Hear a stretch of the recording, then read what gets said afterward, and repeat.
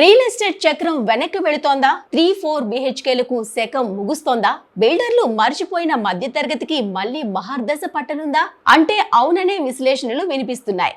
విపత్కర కోవిడ్ శకం తర్వాత గత కొన్నేళ్లుగా విలాసవంతమైన ఇళ్లు ఒక కొత్త ఫ్యాషన్ గా మారిన భారతీయ ప్రాపర్టీ మార్కెట్లో లెక్కలేనన్ని కుటుంబాలు, ముఖ్యంగా ముంబై ప్రాపర్టీ కొనుగోలుదారుల కలలను పునర్నిర్మించగల ఒక నిశ్శబ్ద మార్పు జరుగుతోందని నిపుణులు విశ్లేషిస్తున్నారు.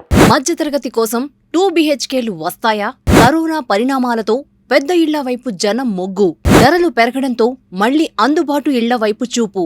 ముంబైలో 2025 నాటికి కొత్తగా ప్రారంభించిన 1 బిహెచ్కే అపార్ట్మెంట్ల సంఖ్య దాదాపు 50% పడిపోయి కేవలం 9,786 యూనిట్లకు చేరింది. గత కొన్నేళ్లుగా వార్షిక సగటు 20,000 యూనిట్లకు దగ్గరగా ఉన్న తర్వాత ఈ తగ్గుదల చోటు చేసుకుంది. కోవిడ్ అనంతర కాలంలో బిల్డర్లు ముంబైలోని 1 బిహెచ్కే ఇళ్ల నుంచి తమ దృష్టిని పెద్ద సైజు ఇళ్ల వైపు మళ్లించారు. మహమ్మారి అనంతర స్టాక్ మార్కెట్ల లాభాలు, స్టార్టప్ విజయగాథల కారణంగా 2-3-4 బిహెచ్కే వంటి పెద్ద ఇళ్ల కోసం కొనుగోలుదారులు పెద్ద సంఖ్యలో ముందుకు రావడంతో ఈ పరిస్థితి ఏర్పడింది. ఈ పెద్ద యూనిట్లు మెరుగైన మార్జిన్ల కారణంగా బిల్డర్లకు కూడా ప్రయోజనకరంగా ఉన్నాయి. అయితే 1 బిహెచ్కే ప్రాజెక్టులు తరచుగా లాభాలను బాగా తగ్గిస్తాయి. దీంతో ముంబైలో ఒక కొత్త అపార్ట్మెంట్ సగటు ధర సుమారు 3 కోట్లకు పెరిగింది. కరోనా తర్వాత కొనుగోలుదారుల ప్రాధాన్యతలు ఎలా తారుమారయ్యాయో, విశాలమైన ఇళ్ల వైపు డిమాండ్ ఎలా భారీగా పెరిగిందో నిపుణులు ప్రస్తావిస్తున్నారు. డెవలపర్లు కూడా సంతోషంగానే దీన్ని అనుసరించి ఒకప్పుడు మధ్యతరగతి గృహాలకు వెన్నెముకగా నిలిచిన చిన్న ఫార్మేట్లను పక్కన పెట్టారు.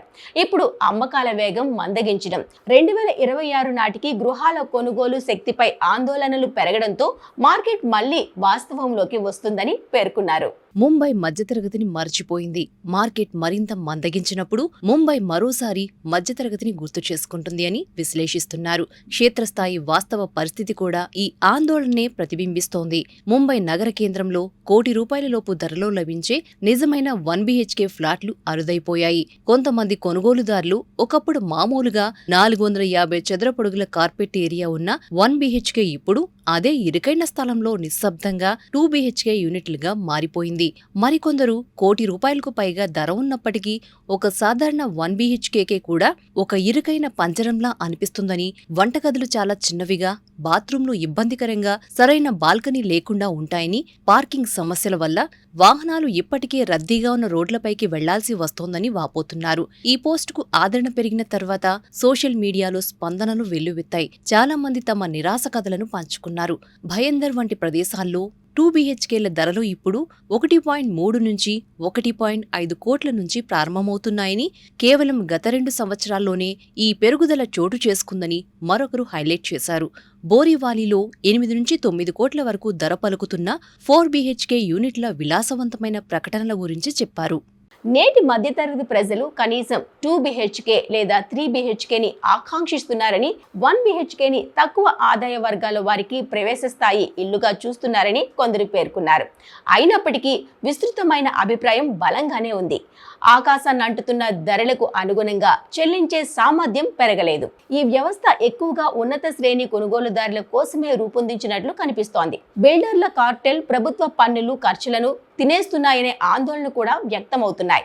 అయినప్పటికీ ప్రధాన సమస్య రోజువారీ గృహాల సరఫరా కొరతే. ఇది కేవలం ముంబైకే పరిమితం కాదు.